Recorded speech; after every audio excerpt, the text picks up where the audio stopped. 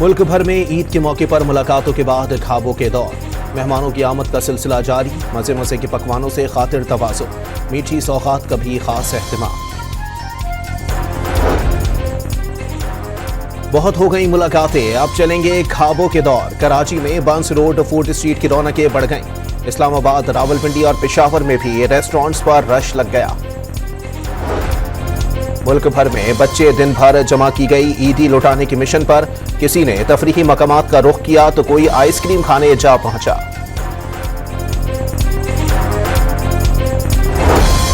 گجرانوالہ میں پہلوانوں نے روایتی میٹھے کا دسترخوان سجا لیا۔ ستارہ پاکستان ریاض پہلوان نے ساتھیوں کے ساتھ مزے مزے کے کھابوں پر ہاتھ صاف کیے۔ ملک کے چھوٹے بڑے شہروں میں نماز عید کے روح پرور اجتماع۔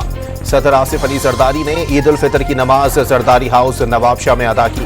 وزیر اعظم نے لاہور میں بیٹوں کے ہمراہ عید کی نماز ادا کی۔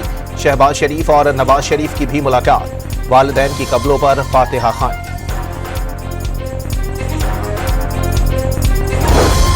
وزیر اعظم شہباز شریف اور ایرانی صدر کا ٹیلی فونک رابطہ، ایک دوسرے کو عید کی مبارکباد دی۔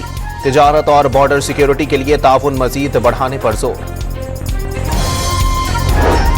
آرمی چیف کا وانا اور ڈی آئی خان کا دورہ۔ آئی ایس پی آر کے مطابق جنرل عاصم منیر نے سرحد پر تعینات افسران اور جوانوں کے ساتھ عید منائی۔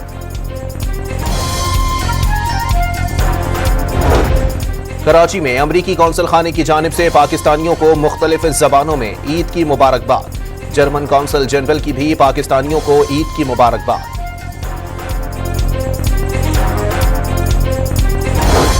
پی ٹی آئی کے ممکنہ احتجاج کے پیش نظر اڈیالہ جیل کے اطراف 3 دن کے لیے خصوصی ڈیوٹی پلان نافذ۔ 8 اضافی ناکہ بندیاں قائم، نفری بھی بڑھا دی گئی۔ اور پاکستان میں غیر قانونی رہائش پذیر افراد کے انخلاء کی ڈیڈ لائن کا آج آخری روز۔